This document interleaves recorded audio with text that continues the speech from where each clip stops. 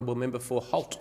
Speaker, first off, I'd obviously commend the Assistant Minister for bringing these works to the table, and obviously it's going to be bypassing the Public Works Committee, so no criticism there.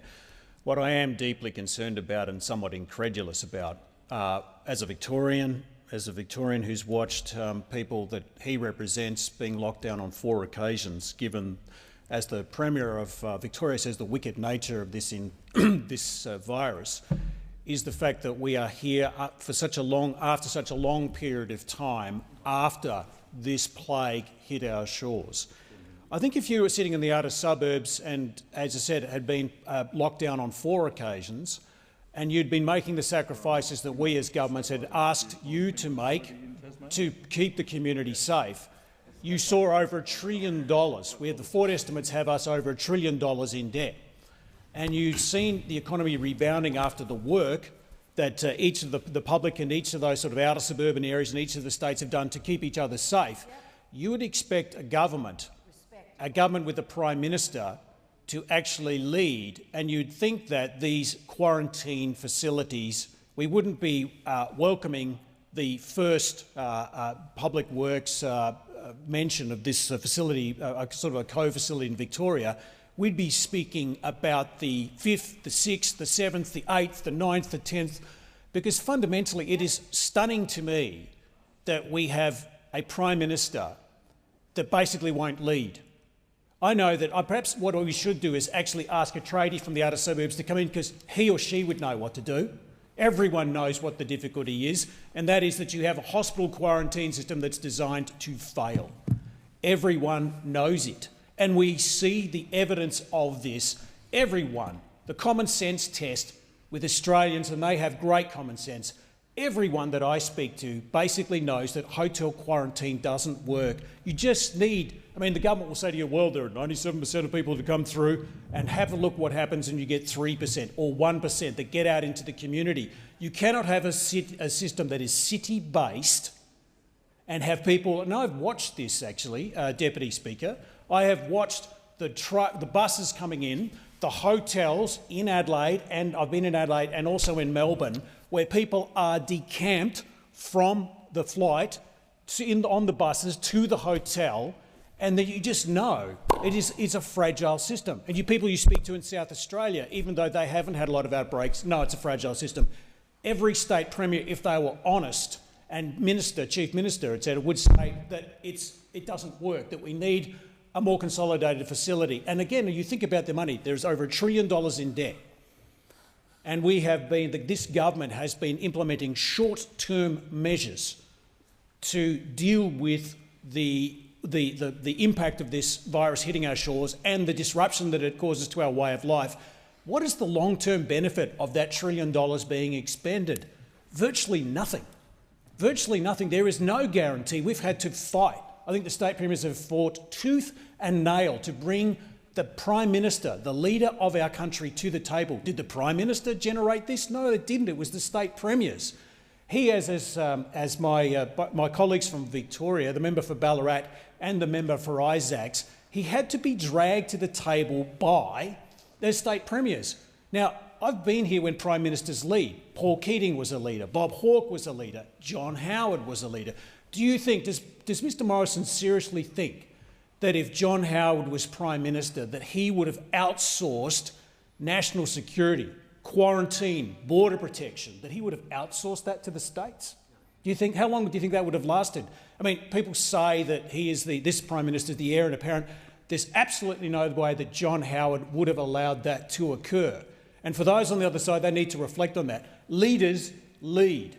Leaders don't get told what to do by a focus group. This is a guy that won't get out of bed without checking the focus group to see which side of the bed he wants to get out of. That's effectively what we're facing here.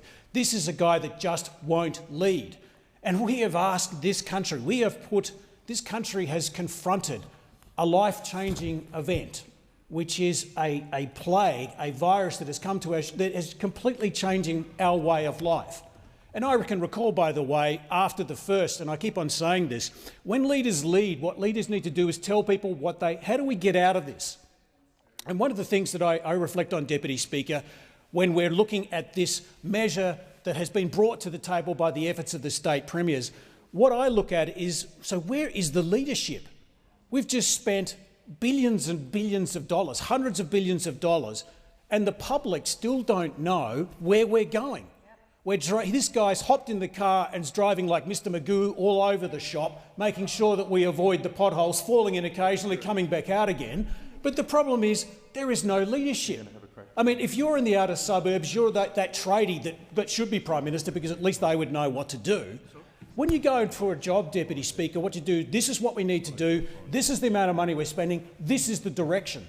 So for parents out there that want to look at their kids planning their futures, there is no direction. The direction seems to be provided by the states. In Victoria, particularly with the second lockdown, because of the highly infectious nature of this disease, because of the fact that you have a hotel system that was designed, I think, for the short term, as the member for Ballarat said. You can understand that when we had a crisis and we had to respond to that, a short-term measure was necessary, and we will acknowledge that. But then to keep that short-term measure that was agreed upon by the national cabinets, and to then basically go, well, we'll just keep on going, we'll just keep it there, keep it there, keep it there, and then get dragged to the table by others. Again, what I say is that when you're a leader, when you sit in the highest office in the land in that chair, you lead. The Australian people give you the licence to lead them. They want to be led, and they are being led by the state premiers, I might add. I mean, the irony is that when the Prime Minister travels overseas to the United Kingdom, as he did, and they go, well done, job well done, he should bring the state premiers with him and the chief ministers with him, because in effect the very hard measures that were needed to be taken by the community were taken by our premiers, were taken by the premiers of each of those states affected, and they're still being affected, and yet the Prime Minister's still trying to avoid responsibility. At some stage also, the buck stops with me. The buck stops with the Prime Minister. When do you keep on sort of handballing, Polly Farmer-like, through every window possible? At some stage you've got to say, I am the Prime Minister, and we've asked you to do this. We're building a quarantine facility, and here's what we're going to do in the future, because for all of those Australians that are still stranded and want to come back over, businesses are basically saying they need certainty, they need a direction. You've got international students, which I think, need to bring back into our country because they add to the lifeblood of tertiary institutions, to basically say to them, well, we're just going to wait, we're going to vaccinate people. Well, we're not vaccinating people. I think the point that's been made by the member for Ballarat and the member for Isaacs is this, that the government had 2 jobs and it's done none of them. And that's astonishing. In my time in this place, and it's nearly 22 years, I have never seen a government abrogate responsibility for its key mandates.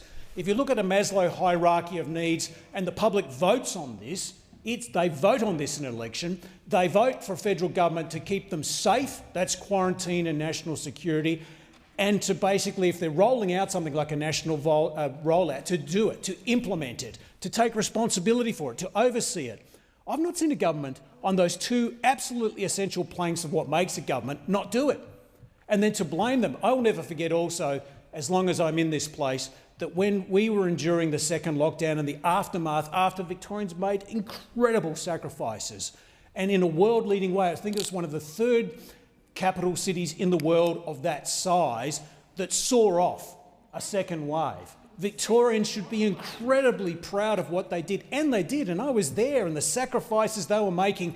And then you had 2 ministers from Victoria on the government side. They didn't say, well done, Victorians. They basically said it's the Premier's fault. I also remember watching the Health Minister basically undermining, not only, particularly when we started getting on top of the second wave lockdown, they were undermining public confidence in the measures being undertaken, the necessary measures based on the best possible health advice, by attacking Premier Andrews. I haven't seen stuff in this place. If we're in this as a national fight against this virus, we're all in it. You can't hop in it. And what I'm watching is them hopping in, hopping out, hopping in, hopping out. You can't try and claim victory after the victory has been earned by other people. That's not the way. It's not an Australian way. It's un-Australian. What I have seen in this period of time, and I'm noticing my time is running out here, is a Prime Minister who is the least likely to lead. I've never seen a Prime Minister not lead. Well, Prime Minister, it's time for you to lead. Do your job. You were elected to protect our country, and to make sure that a vaccination rollout is done appropriately. You've done neither. Start doing both. The